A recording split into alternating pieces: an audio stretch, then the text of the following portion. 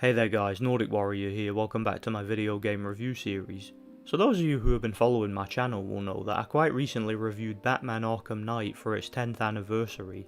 At the end of that video, I mentioned how I was going to be taking a break from AAA titles like that one, and looking at a pretty obscure game based on a TV show from the mid to late 2000s. And true to my word, that's what we're going to be doing now. Today we're going to be looking at Lost via Domus, released in 2008. Developed by Ubisoft. Yeah, I actually forgot this was an Ubisoft game till I revisited it for the purpose of this video. I was quite surprised to see that old logo. Before I go any further, I'd appreciate it if you'd hit the like button since it really helps the channel, and be sure to subscribe to the channel for more videos like this one. Also, a bit about my own personal history with the game, as well as the TV show it's based on. At this point in time, I'm very familiar with the show, having just rewatched the whole thing start to finish. And I got the game on its release back in the day, as well as recently revisiting it for the purpose of this review. And I want to do my best to explain the whole thing without waffling too much. Here we go. So for those of you who don't know, Lost was a TV series that came out back in 2004, when I was still in primary school, and it's one that I was a really big fan of in its early days. This is rare for me since I can usually never get into long-running TV shows, as I tend to get bored of them very quickly. And this was even more true back in the day. Whenever I'd start watching a series, I'd usually get a few episodes in and give up, moving on to something else. Of course there are exceptions to this, such as Spider-Man from the 90s, that show was the GOAT. But generally speaking, TV shows never hold my attention for very long. However, back when I first started watching Lost, for whatever reason I was mesmerised by it. The show was essentially about a plane crash on an uncharted island, and the survivors of the crash, most of which are complete strangers from one another, will need to work together to survive as well as to find rescue from the island and get back home. This of course doesn't go to plan, and as the series progresses, it becomes very clear that there's something strange about the island, and it's implied early on that there are supernatural and spiritual elements to it. As you could imagine, there are numerous twists and turns along the way, as well as a whole bunch of subplots and plenty of drama, and as I said, it's a show I initially really enjoyed. The first season in particular was fantastic in my opinion. What I liked about that season is how the story was told in a non-linear fashion. Each episode focused on a particular character from the main cast, and in addition to following the events surrounding the crash and living on the island from their individual perspectives, it also broke the episodes up with flashbacks to key moments in their lives before the crash, giving plenty of context to why they were on the plane and the events that led up to it, as well as who they were back in the world, all that good stuff. Again, the whole thing is told in a non-linear fashion, and it does its bit to tie everything together in subsequent episodes. And I thought the writing of the first season in that regard was excellent. The show also had plenty of mystery and intrigue, as well as some horror elements here and there. There was also plenty of spiritual and religious symbolism, with the concept of sin and punishment being a major theme of the show, as well as regret and guilt. And it's generally implied that each of the survivors have their own personal demons to confront, as well as their own secret sins to contend with. And by the end of season 1, most of them are generally better people, having worked out most of their issues, even coming to terms with being on the island. This of course led to a whole bunch of interesting fan theories about what the island actually was, and what was really going on, and it generally gave the show a meta and esoteric vibe, which of course made it really fun to watch and talk about. Here's the problem though. The show in my opinion had the exact same problem as just about any long-running series, and that is that the longer it lasted, the worse it got. As I said before, the first season was excellent, and the second season in my recollection was pretty good too. However, me personally, I gave up on the show around about the end of season 3, and the reason for that is that in my opinion, by that point it was just starting to get a bit silly. It went from being this very meta, esoteric, somewhat spiritual and religious show, to just being flat out hard sci-fi. The show seemingly went through so many rewrites, there were several retcons, characters who were killed off unceremoniously due to actors' scheduling conflicts, side plots that were initially presented as being important to the story, but were either dropped all of a sudden or seemingly forgotten about, and it actually started to feel like the show was being made up as it went along. They even started adding things like time travel, parallel universe BS, and all sorts of crap like that honestly ruined it for me.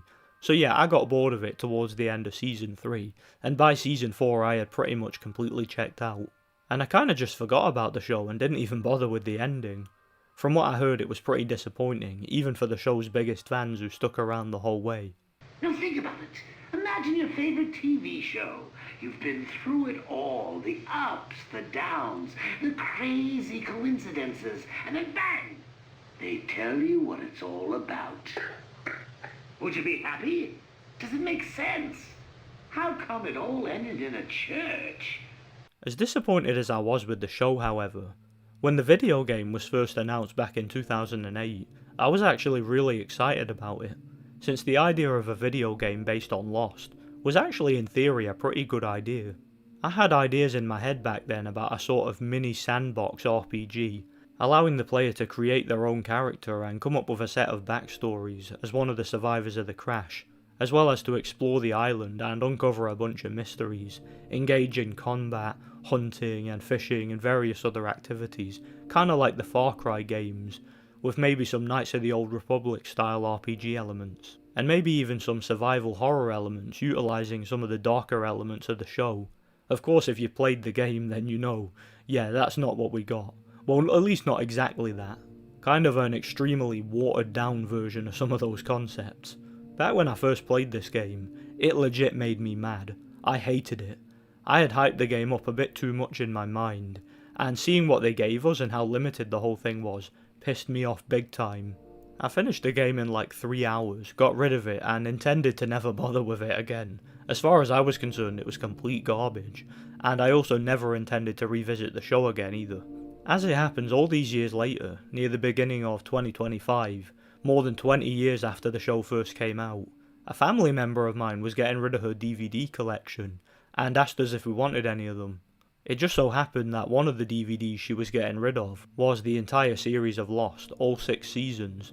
So we decided, you know what, we'll watch the show, watch it start to finish, and take a look at it in retrospect and see how it holds up, and whether or not my opinions on it have changed since I was a kid. So we did exactly that. And I have to say that the early seasons of the show were just as good as I remembered, if not better. The later seasons, however, as well as the finale, while I was able to watch them and enjoy them for the most part, I still think there were a lot of problems with the writing, as well as the overall pacing. But to be fair, it was definitely a lot better than I expected, and way better than any modern show. I still hated all the time travel, parallel universe and hard sci-fi BS, but you take what you can get, it's watchable enough. I'd recommend at very least watching the first season, since even in retrospect that season is very good. Just don't expect it to get much better from that point on. Come to think of it, if enough people are interested, I may actually do a retrospective for the series in a separate video sometime in the future. Let me know in the comment section if you'd be interested. All that being said, our decision to rewatch the show start to finish actually inspired me to replay the video game and give it another chance, since you never know, in retrospect, it might be better than I initially thought, and maybe I'd develop some sort of renewed appreciation for it, kinda like I did with the show. So I did exactly that, rebought the game, which cost me exactly £1. Yeah, this game is very cheap these days, and replayed the whole thing for the purpose of this review. Let's talk about it. Whatever it is you're looking for, you won't find it here. Excuse me? We think you might be the one. What are you talking about? Who are you people? We're the good guys.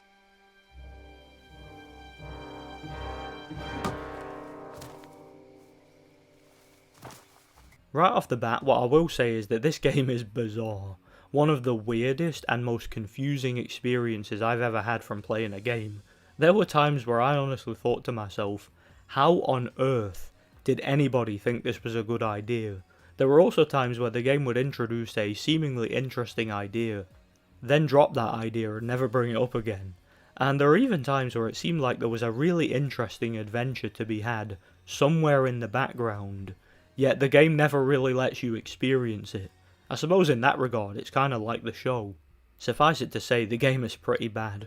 In fact, from an overall gameplay perspective, I'd say it's shockingly bad, and possibly one of the worst games I've ever played. But despite this, the game has kind of an aura and a vibe that, while being absolute garbage to play, made it kind of an enjoyable experience. Bear with me and I'll do my best to try to explain what I mean. You can diss the Dharma dudes all you want, but they made some tasty cookies. So the game is a third-person action-adventure RPG, and I say those terms lightly because the action, adventure and RPG elements this game has to offer are about as limited as you could possibly imagine. As far as the game's story goes, it takes place during the first 2 seasons of the show. This makes sense since the game came out during Season 3. In fact, the cover of this game is exactly the same as the DVD cover for Season 3. You take control of Elliot Maslow, one of the survivors of Oceanic 815, which is the plane crash featured in the show.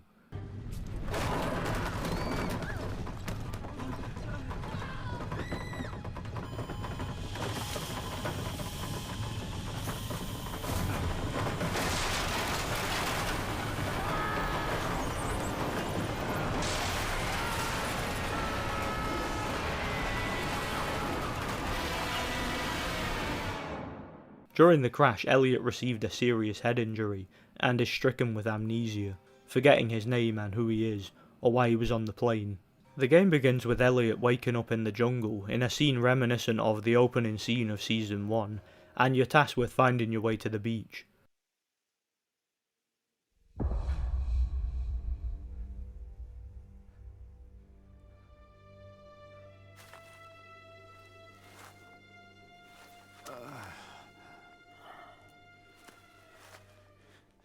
Along the way you come across Kate, where you're introduced to how the game's dialogue works. Don't worry, I won't tell anyone about the handcuffs. What handcuffs? The ones you were wearing on the plane. Thought you couldn't remember anything. What do you say we keep this between you and me? Deal. If you agree to help me. Deal. You know the way to the crash site? I saw a dog around here. It must have been on the plane. Maybe it can lead you there. You're not coming? There's a marshal I'm trying to avoid.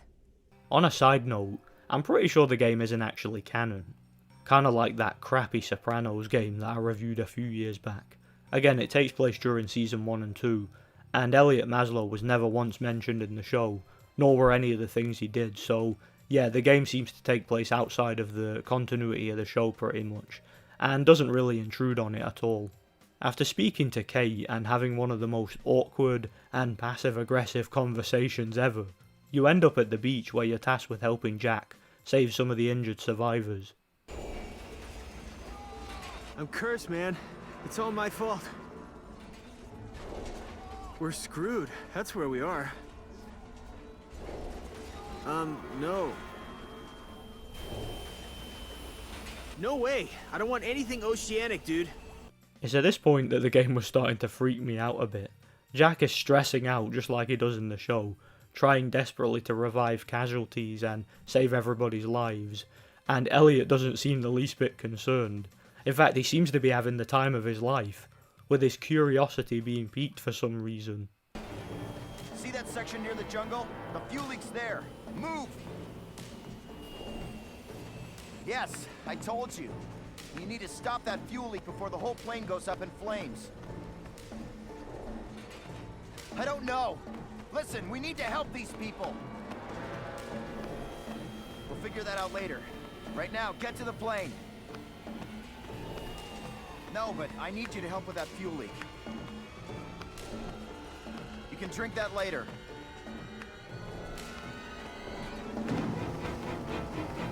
Did you hear me? Get to the fuel tank! Yeah, Elliot always has this really unsettling look on his face the entire game. Regardless of the situation, he just always has this evil smile, like he's some kind of psychopath. You get a useful tutorial in this section where the game introduces you to the overall dialogue and RPG mechanics, and you also get introduced to the puzzle solving mechanics, which takes up a sizable portion of the game. More on that later. The game's narrative is essentially split up into 7 separate chapters, each one seemingly doing a bit of a time skip. Once a new chapter begins, you get a short recap reminiscent of how the episodes of the show would begin. I found this really bizarre since the chapters in the game are very short, some of them can be completed in minutes, So the game would often show you a recap of what you just did, and things that just happened seconds earlier, and it even has the show's iconic intro right before every chapter.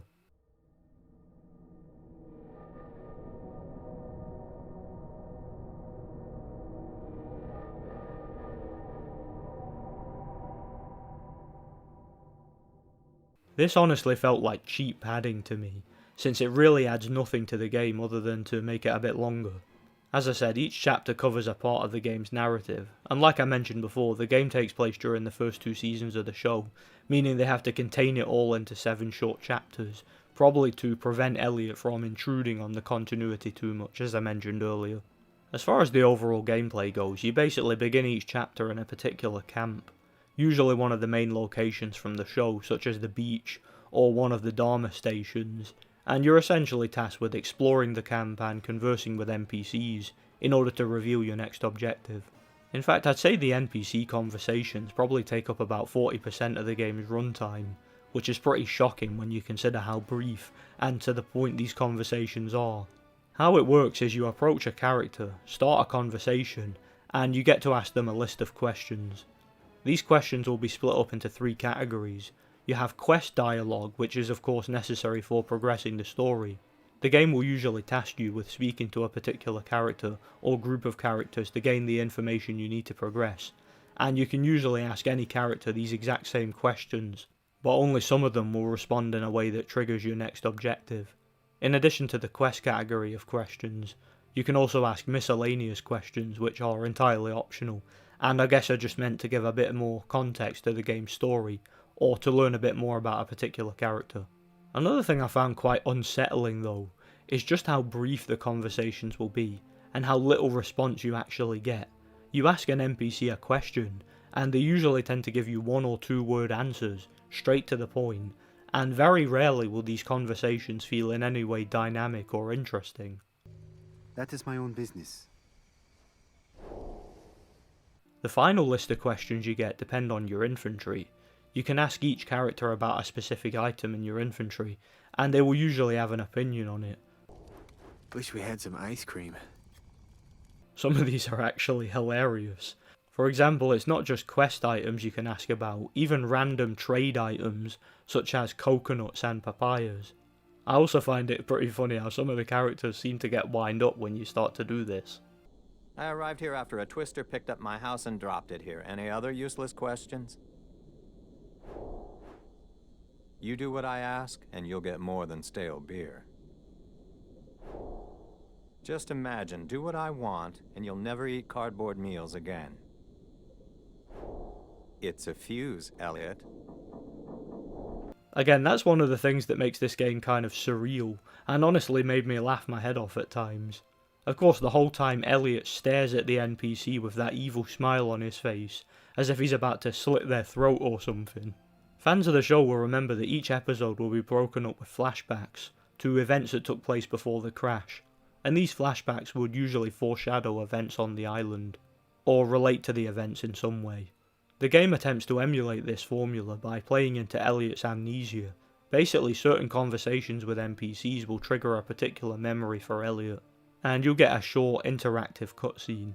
Again, just like the show, these take place before the plane crash, and you get to learn a bit about Elliot's backstory in each one of them. You don't need a battery, because you don't need the laptop. This island is a fresh start. Brand spanking new.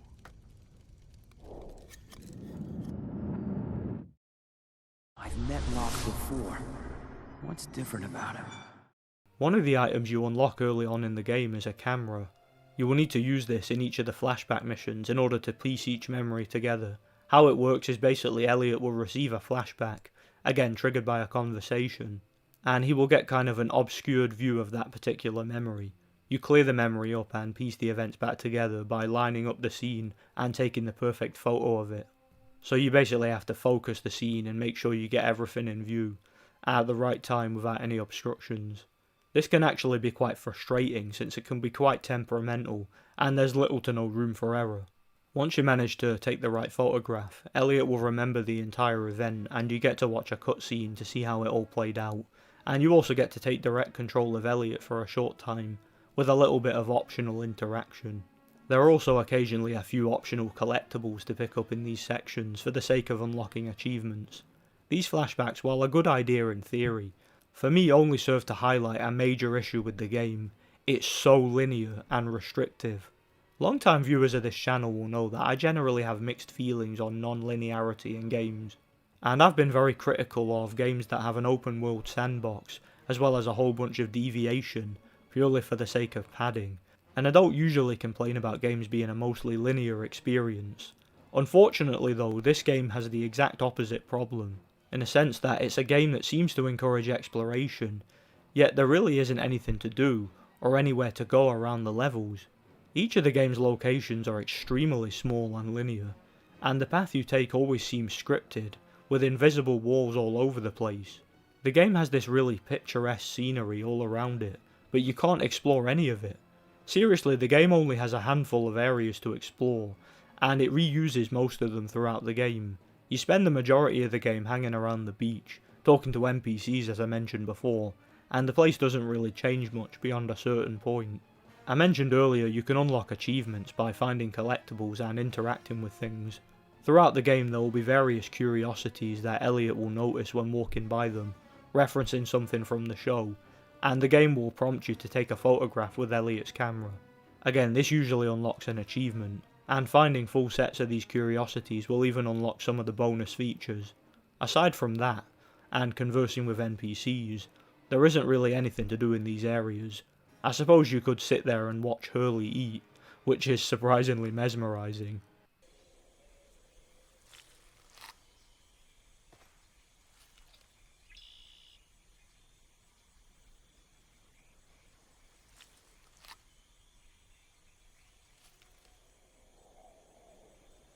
Or listen to Charlie's incredible singing voice. You all everybody! You all everybody! You all everybody! Or get very vague, ambiguous half answers from John Locke when trying to ask him a simple question. When I got on that plane in Sydney, I was in hell. Now, now everything has changed. Let's not forget that before we crashed here, we were all strangers. Any one of us could be one of them. But yeah, aside from all that, there's really nothing to do in these areas. To give you an example of how linear this game is, and how the linearity feels so out of place given its setting, there's an objective earlier in the game, where you're tasked with heading off into the jungle to find Elliot's camera. The problem is Jack, who has by that point appointed himself the camp's leader, is standing by the tree line, refusing to let anybody leave until he can ensure their safety, and the game tasks you with finding a way to distract him so you can sneak past. And I'm thinking, why can't I just walk into the jungle? Why do I have to go specifically through the bit where Jack stands? I shouldn't have to distract him, when the jungle is all along the beach. Unfortunately, aside from that one specific tree line, the jungle is just one big invisible wall. It's like the game wants you to know that, and feel trapped by it. I really don't get that kind of game design, and the whole game is like that. You see an area that looks like you should be able to explore it, only to run into an invisible wall. Such a disappointment in my opinion. Aside from these areas, which are essentially mini-hubs used for role-playing, there are also a few areas that connect these areas, that you'll occasionally have to traverse, and these areas will usually have some degree of danger. For example, the game will occasionally task you with travelling to a new hub, and you'll need to travel through the jungle to do this. Travelling through the jungle is nowhere near as fun as it sounds. In fact, it's kind of annoying in my opinion. Early in the game you find a compass that is vital for finding your way through the game. You essentially locate a marker. There are a few of these in the jungle, and these will give you a particular compass bearing to follow to the next marker, and you can track them down one at a time. This is quite awkward however, since the bearings will often mislead you and cause you to get lost. He said it! He said it! Which will cause you to freeze and restart your path. This felt to me as if it was done deliberately for the sake of padding, which there are a lot of examples of in this game. Aside from the jungle sections, you will also occasionally have to traverse pitch black caves. This is where the game starts to get a bit scary, and there are some genuine survival horror aspects and resource management. Unfortunately, this is another feature that, while a good idea in theory, was severely underused in this game. One of the main aspects of the game's plot is how Elliot, despite having amnesia and not having a clue who he is, seems to attract a lot of aggro. There's a mysterious passenger from the plane, a creepy guy who kinda looks like Hitman, who is determined to take him out and destroy his camera.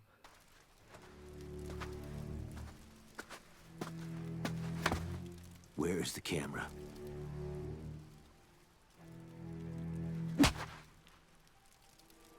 You come across him a couple of times in the game. Elliot also seems to be hallucinating, having visions of his ex-girlfriend Lisa stalking him around the island and guiding him to various places and items crucial to the plot. And when she shows up, it's genuinely creepy. Elliot. Elliot. Elliot.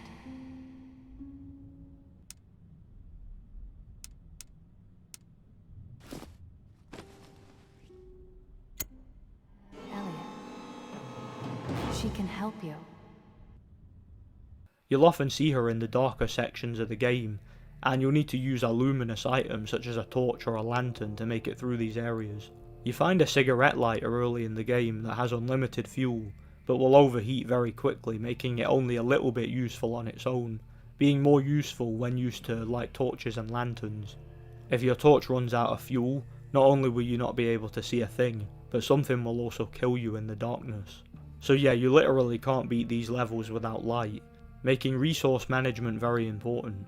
This is also applied to the jungle sections where you're going to come under gunfire from the mysterious others who for whatever reason seem to want Elliot dead, though this doesn't make any sense whatsoever when you examine the game's plot, more on that later. You can usually avoid the gunfire by taking cover behind trees and running for dear life, though it's much easier if you have a gun and can take out the shooter instantly. You're probably wondering where you can get these items. As I mentioned before, you can pick up trade items scattered around the game. You find most of these in the hub areas. However, you can also find more valuable items in the jungle, as well as some of the Domus stations. The more plentiful items such as bottles of water, coconuts and papayas aren't worth much in a trade, but can be useful in the early levels. The more valuable items such as chocolate bars, cans of beer, and several others are a lot more rare, but obviously worth a lot more. You can also occasionally find unique items such as books that can be sold to particular characters. Before heading off on a quest, be sure to collect as many items as you can to take to the local trader for necessary items. The trader will be different depending on the stage of the game you're at and who's available to talk to. For example, characters such as Sawyer, Charlie or Juliet will have necessary items such as torches, lanterns, fuel, guns and ammo and things of that nature that you can stock up on. By far, luminous items are most important for most of the game, as you have to use those quite a bit. You will have to buy a gun at various stages, but there's less than a handful of areas where it's actually necessary.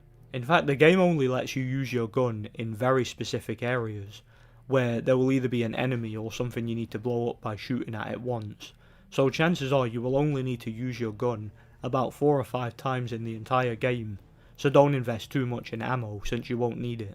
In fact, there's a particular stage of the game where Elliot gets captured by the others, and you lose all your items from your infantry, even if you saved up for them. That really annoyed me.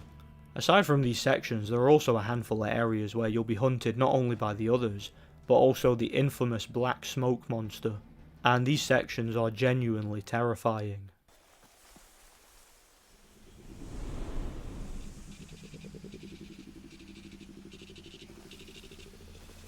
Basically, you traverse the jungle same as usual, though you have to avoid the black smoke at the same time.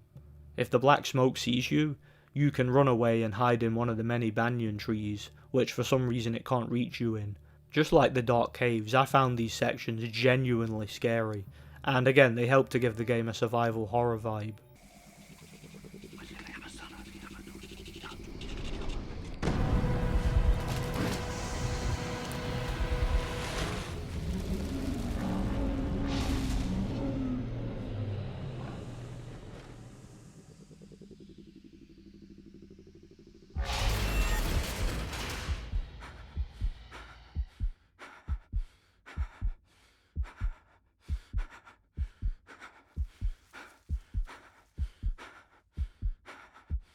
There's a section of the game where Elliot will have to collect sticks of dynamite from the black rock, and you will have to carry them in your backpack while sneaking past the smoke. For obvious reasons, you have to do this without running, which makes it much more difficult. There's even a section where you have to run away from the smoke and avoid obstacles along the way. You also get a section where you run away from the others with a time limit, avoiding gunfire. These I guess do their bit to add some variety to the game, but there's only 2 of them, so it's not really a big deal. I mentioned earlier that a large portion of the game is puzzle solving. Pretty much every hub area, as well as some of the other sections, have puzzles to solve. Most of these are mandatory to unlock a door to reach the next part of the level, or to obtain a particular item. The main puzzle type you come across are the circuit puzzles. These kinda remind me of the ones in Time Splitters 3. You basically find fuses scattered in various locations around the game. You can also purchase these from some of the traders that I mentioned earlier. Be sure to have as many of these in your inventory as you can at all times, since you never know when you might need them. Most of these are pretty easy, though some of them can be a bit of a ball ache. Persist with them long enough and you should be able to figure them out. If I can figure them out, you probably can. Aside from these, there are also various computers you can find at various stages of the game. You can access these and mess around with them for various reasons. For example, the computer in the Swan station where the button must be pushed every 108 minutes. There's a pretty tense section where you get locked in with the computer and for some reason it locks you out. You then have to enter a bunch of codes and figure out a series of mathematics puzzles to gain access to the computer functions. You do this several times throughout the game, and these puzzles are actually surprisingly fun in my opinion. I didn't mind them. The resource management and bartering system was again an example of a good idea, giving the game some roleplay elements. The puzzle solving was okay and I didn't really have any major issues with it, and the survival horror type sections are tense and atmospheric. But it's unfortunately all let down by how horrendously short the game is, as well as how little exploration or replay value it has. Once you've completed the game, there's really no reason to replay it, since there are absolutely no worthwhile choices to make in the story, and there are no worthwhile unlocks or anything like that. This wouldn't be much of a problem if the game's story was at least memorable, with a satisfying conclusion, and as you can probably guess, yeah, it really isn't. As soon as the story just starts to get interesting, the game just ends all of a sudden. Seriously, I was just starting to really get into the story, only for it to suddenly end, and it's honestly one of the most anticlimactic endings I've ever seen in gaming. And as I alluded to before, it's riddled with plot holes. There are various aspects of the story that really don't fit together, one among them being, as I mentioned before, the others try to shoot Elliot on sight. Other times they kidnap him and make it clear that they need him for some purpose which is never explained, and if truth be told, the writing in general is pretty poor. That's pretty much all I have to say about the overall story, gameplay and level design. Again, it's incredibly short, linear and lacking in overall content, and every good idea the game has is let down by it being over and done with suddenly, with everything feeling underused and underdeveloped. So I can't really give the game any credit for any of its positive attributes. Which is kinda weird when you think about it. I mean, would it have killed them to delay the game's release until the show itself had concluded, allowing Ubisoft to make a game that at least felt like a finished project? Then again, come to think of it, if the show's viewership had declined after the 3rd season, then there's every chance the game wouldn't have sold as well as it did. So I guess Ubisoft had an incentive to release it as quickly as they could, while the ratings were still pretty high for the show, but I digress. In any case, the game is an unfinished product, and in my opinion was a massive letdown. On a positive note though, it's a good looking game for the time. The graphics and presentation are solid for the most part, the character models are really lifelike and resemble the actors from the show well enough. Although I can't really say the same for the voice acting. Some of it's okay, and they did get a couple of actors from the show to reprise their role, such as the chick who played Sun, and the guy who played Desmond, he shows up for like one scene. Aye, Jack. I met him when he hurt his foot running the stadium steps in Los Angeles. Now he's here. It's a small world, isn't it? But most of the stand-ins sound nothing like the characters at all. Charlie, for example, sounds hilarious. Nothing yet, but I intend to find out. About bloody time. Pleased to know you, Elliot. John Locke sounds like an old prospector or something. The guy they got to voice Elliot, I believe it's the guy who voiced Deadshot in Arkham City, and he does a decent enough job, I guess. So yeah, the voice acting could have been better. The game's soundtrack and sound design in general is okay, I guess, and as I mentioned earlier, the game can be extremely tense and atmospheric at times, but as I've said several times, there just isn't enough of it to fully appreciate. I honestly haven't been this disappointed by a game for a long time, but I really wanted to like this game, and I feel like it could have been a classic if enough time and effort was put into it. As it stands, it's nothing but an unfinished mess that isn't worth your time or money. I give Lost via Domus a 1 out of 10, which marks only the second time in the history of this channel where a game has gotten a score that low, the only other being Marvel Nemesis Rise of the Imperfects, which was far worse than this actually. You might think I'm being harsh giving it a 1, and you could certainly argue that there are objectively worse games I've given higher scores to, but again, as I've said a million times, the game is not a finished product. In its current state, it's barely even a game. It's one of the most shameless rip-offs I've ever seen in my life, and I simply can't overlook that. So yeah, it saddens me to do it, because the game in my opinion had so much potential, but it's not worth checking out even as a curiosity. Thanks for watching guys. As disappointing as the game was for me, I still enjoyed checking it out for the purpose of this review. Let me know what you guys think. Stay tuned for more retrospective video game reviews. Once again, I have a lot of reviews coming to the channel in the near future. Thanks for watching and God bless.